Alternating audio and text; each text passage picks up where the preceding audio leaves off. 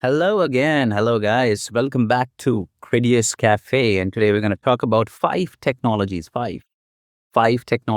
that you did not know are actually inspired by science fiction. And here we go. Technology number one. Well, before we kind of dive into it, I'd just like to ask you, have you seen Star Trek?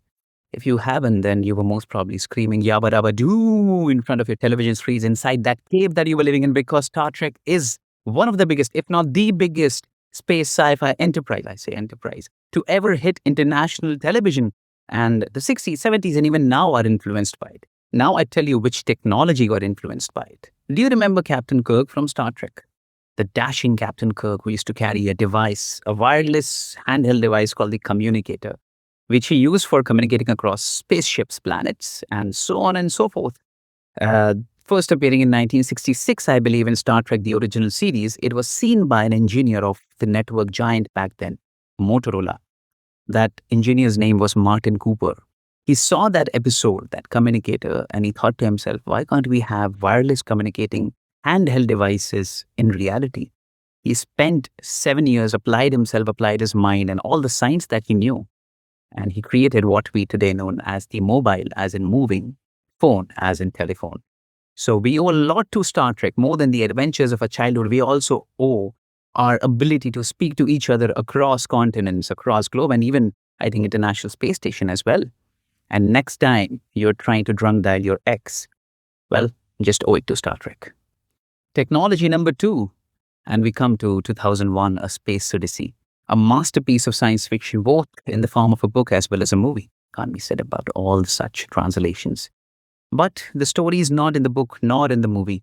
It's in the author, Arthur C. Clarke. Well, Arthur C. Clarke is a famous science fiction writer, was a famous science fiction writer, and shall ever be, as we recall his name, may so rest in peace.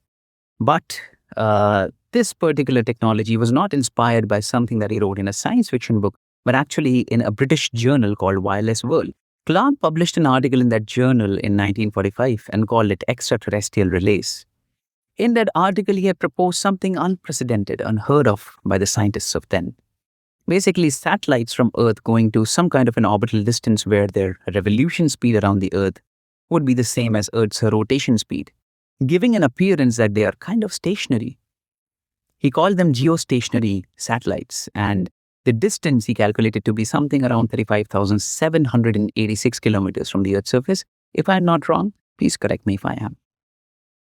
At that time, nobody paid heed to his thought because of the World War ending, the World War II, and the world being in kind of a financial crisis. It was actually when these satellites, such satellites were invented in the year 1963, that the inventors paid credit to Sir Arthur C. Clarke. They termed the particular orbit as the Clarke belt, the Clarke orbit. The geostationary orbit is till date called as the Clarke belt and will continue to be called the Clarke belt. So next time when you're browsing through television and watching something live, an India-Pakistan cricket game, or your favorite guilty pleasure of a Big Boss live episode, you owe that to Clarke. Now we come to technology number three, and it's actually quite trendy, quite famous nowadays, and it has been ever since the movie Terminator came out, or Matrix came out, or a lot of similar concepts, right? It's actually robot and artificial intelligence. Well, the term robot, if you do not know, actually comes from a Czech word, which is robota, which means forced labor. You might wonder why.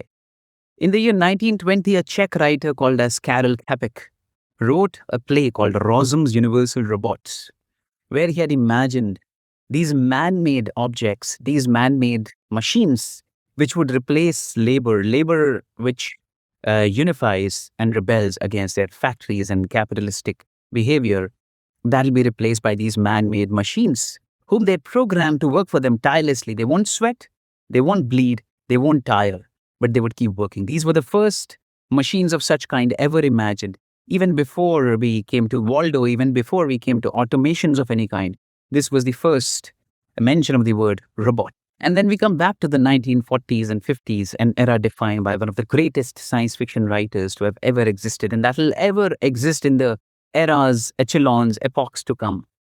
His name was Mr. Isaac Asimov, the father of modern robotics, as I like to call him, and a lot of other people as well. And I'll tell you why. In the year 1942, in the magazine Astounding Science Fiction, Mr. Asimov published a story called as Runaround, where he proposed the idea of the laws of robotics, just proposed. In the year 1950, he actually went on to publish a book where he expanded upon that idea. The book was called I, Robot. Yes, the same one on which that wretched movie starring Will Smith was made, and then the entire series was scrapped and shelved. But going back to the wonderful book as it was, I, Robot had something called as the 3 laws of robotics. And I want to read those laws to you verbatim so that I don't lose the essence of the wording of those laws. We start with the first law. A robot may not injure a human being or through inaction allow a human being to come to harm. Basically, a robot will neither harm nor let harm befall any human being. And this is worded in such a robust manner, nobody can find a fault in it. The second law, a robot must obey the orders given to it by human beings except where such orders would conflict with the first law. Basically, no human being can order a robot to harm another being or maybe not protect or save another being. The third law, a robot must protect its own existence as long as such protection does not conflict with the first or the second law. So a robot can protect itself, will have to protect itself unless such an order is given by another human being to not protect itself, or if such a situation where protecting itself would harm another human being, the robot or the human being. If that's the choice, the hard choice, a robot would have to choose the human being. He wrote this wonderfully well, but in that same book, he depicted how robots developed an intelligence beyond the comprehension of what human beings had programmed them for. And they started making choices and decisions. They started understanding, building feelings, intellect that was incomprehensible to human beings. And in that feeling, they reinterpreted these laws in the ways that human beings were not interpreting them. Harm to human beings should be what? For example, Osama bin Laden harm to other human beings? Yes, right? We deem that as a unanimous vote of yes.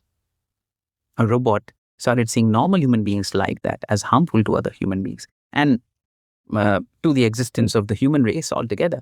And that's where the catch was. Even the robust, the unshakable, unbreakable 3 laws of robotics had a flaw which couldn't be seen on the surface, but was beyond it. So that was Mr. Isaac Asimov for you. The next technology is something that a lot of these megalomaniac countries boast of many times, of having a quantity of, right? Something that was the assessment parameter of the Cold War, basically number of nuclear warheads.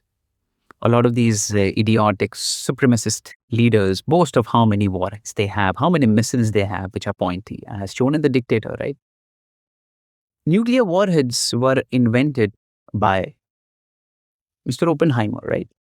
But years before that invention, a writer called as Mr. H.G. Wells imagined that idea of atomic energy generating incessant power, incessant as a never-ending power, through some kind of a reaction within that atom, and that energy being utilized to create these weapons of mass destruction, which when dropped upon countries and continents create these mushroom clouds on explosion. He had actually imagined that. That's there on the cover of the original book.